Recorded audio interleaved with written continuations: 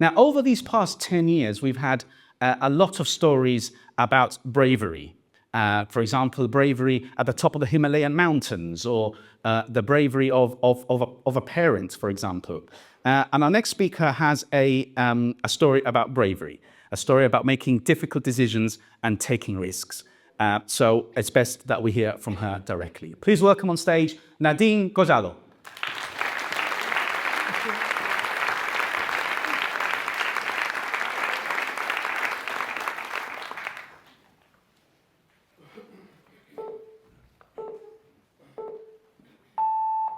Good morning.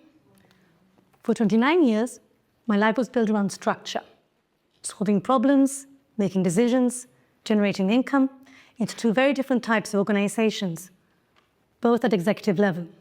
18 months ago, that changed to no structure, no responsibility, no teams, but instead standing in front of a canvas with my hands covered in paint. So why would I leave certainty, structure, status, an interesting role for something completely different? In truth, it happened twice. Let me tell you how it transpired and the triggers within my work trajectory.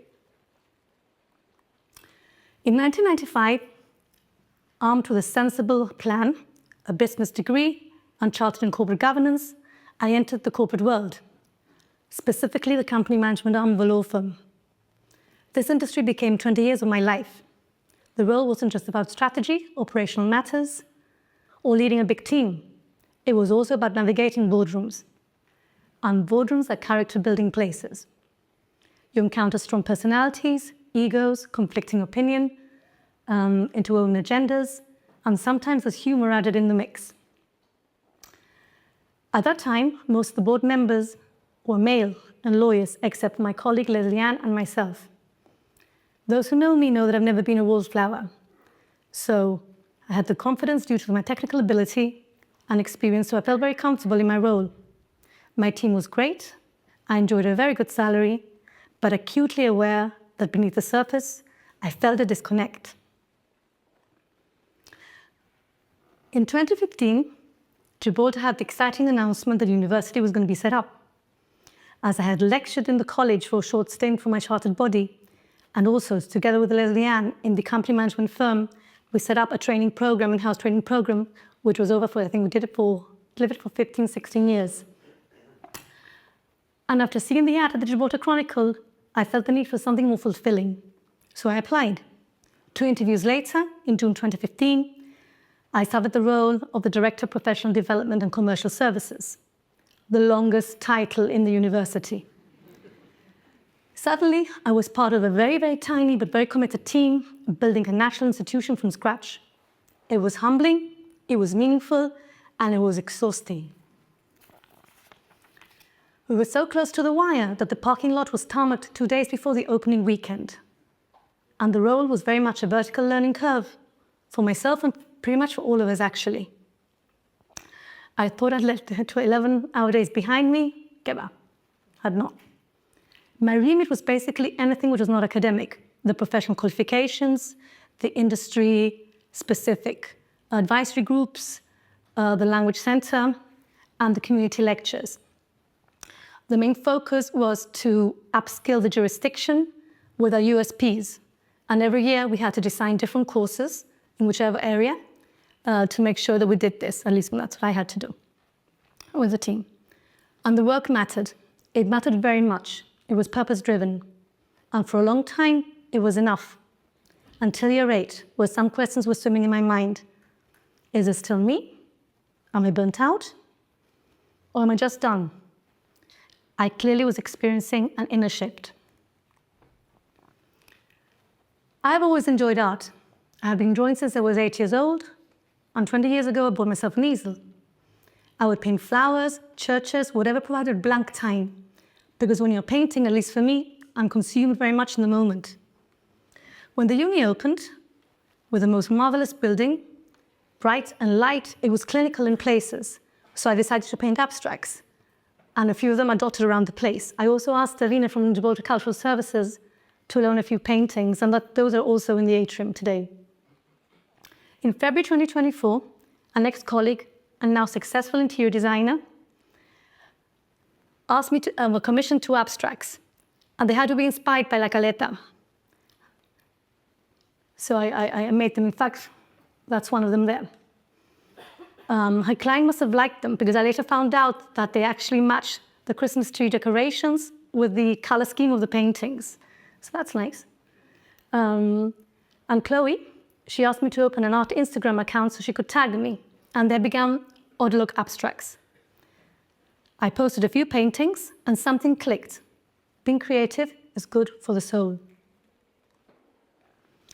By the way, Autolog, we have a look, is my surname inverted. It's a family thing. We all use Autolog for different things. I chose to use it for this. Anyway, if not now, when? This was my full circle moment. Everything aligned. And the confident me was prepared to take the plunge. I had downsized my property, and in April 2024, I handed in my resignation. And I gave myself permission to embark in this journey in art.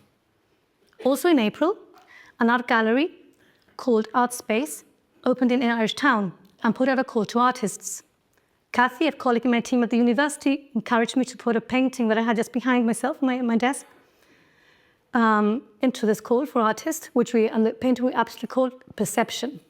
A few weeks later, I got a call from the manager of the gallery, wondering when I was going to go and submit my 3 pieces. Her email had gone to my spam folder and I hadn't seen it. So as far as I'm aware, 89 applications were submitted, 19 artists were selected, 10 were regional and 9 were local. The art fair ran for a month, and by the way, Perception sold. Colleagues were very supportive of me. One in particular, Sinead, the marketing manager, insisted I needed business cards and designed them for me. And together with another colleague, built me a website. At after hours, at a very much reduced rate. And I'm very grateful for her for that push. I left uni, and at the end of the academic year, in July 2024. That's Perception, and that's the actual, the gallery in Irish Town over there. Anyway, a month later in August, the International Art Fair in the Sunburn opened, and I entered 5 pieces and sold a small one called Time for Tequila. And in August, my father had located a very rundown store that had a room, separate room with a toilet and a sink. It was really bad shape. We cleaned it, painted it, and there we both paint the 3 easels. And we enjoy our time painting, listening to music, and I cannot tell you how special it is for me. From then on to today, I've had 10 commissions and also sold my own paintings, and that's purely word of mouth, locally and Instagram. The unexpected outcomes, international exhibitions. So due to the visibility of the Instagram account and the website, international galleries contacted me from New York to Canada to Miami, Monaco, and I felt overwhelmed the first few months. And then I thought, I've decided to take the plunge, why not? Why not go and enjoy these groups' exhibitions? So in the past 7 months, I've exhibited in Galeria Azur in Berlin, Artspace International Art Fair in Marbella, Lumarel Art Gallery in Cascais, the European Museum of Modern Art in Barcelona, the International Art Fair in Stockholm, and the International Art Fair in Venice. I have to say that I'm very blessed because in all of these exhibitions, I had a girlfriend coming with me, and that made it even more special for me. With the exception of the European Museum of Modern Art in Barcelona, that my father came with me. And all exhibitions were quite different. Everyone I met was enthused, from the gallery owners, the gallery organizers, the artists, the art lovers. There's a real buzz in the air. The vibe is high with positivity, and you leave feeling completely energized. Also last year, Kitchen Studios invited me to exhibit at our wonderful Gemma Gallery here, as well as Growing Artists Foundations. Thank you. So this year I'm looking at art with more focus. In April, I'm exhibiting 2 pieces at the Louvre Carousel in Paris. That's the glass pyramid Louvre, and I'm discussing collaborations with local artists. And I have to say, we're very lucky in Gibraltar to have such a vast range of creatives and a community and culture that supports it with opportunities. I have met a few artists, and like with my other careers, I'm building new friendships as well. Actually, that picture is in the Portuguese exhibition. Anyway, I want to anchor the story in evidence, not just emotion. So as I've just mentioned, I've navigated careers in corporate governance, higher education, and now I'm going into art. And having worked at university, I decided to look at the literature. So I thought, which academic studies resonate mostly with my journey? And I found 4 in particular. There's more, but I would like to highlight 4. Lee and Mitchell, there was a study focused on CEOs that left their jobs voluntarily out of choice. And that study found that most people don't suddenly quit careers at a whim. What looks like a sudden move is often triggered by introspective thought and self-concept. So they consider deeply held values and they leave when the work no longer reflects who they are. Burns and Taylor, apologies to Taylor, I left his name out. Voluntary transitions, leaving a role as of choice, reflects emerging purpose. Sullivan and Alris found that modern career mobility is shaped by identity, meaning, and authenticity. And now to Goodwhite al. They describe career change as a deliberate process of becoming rather than escaping a role. So decades of academic research show that voluntary career transitions are identity-driven and not impulsive. So this journey wasn't about leaving one role for the other. It was more about identity coherence. I have 3 takeaways from this. Identity is not fixed. Growth and reinvention happens. It can happen when you're 30, 40, 50, 60, whatever age. You decide. Creativity and leadership is complementary.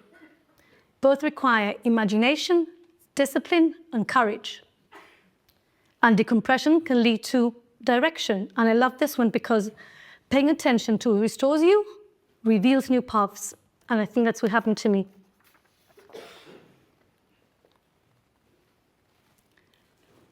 In my element. So, as you have heard, I no longer sit in boardrooms, but very much stand in front of a canvas. I particularly I like abstracts because the viewer interprets what they see. I have a painting called Mahia that few people see a waterfall, others see a peacock, others see a ballerina, one sees a Rastafarian. I mean, it couldn't be more diverse. It's subjective. And it always makes me think, gosh, I didn't see that myself, you know? So, but I do. I do have my abstracts. When I paint them, they have, you know, the dynamic, they have energy, they have texture, they have color. I love color. I love saturated color, actually. I have another one that I never paint with red. I don't like using red as in my abstracts. And I said, I'm going to use red and use pink, so I'm going to have a more romantic feel to this. And I painted this one with a lot of texture, a lot of movement. And I took a photo and I sent it to Chloe, the lady I mentioned before.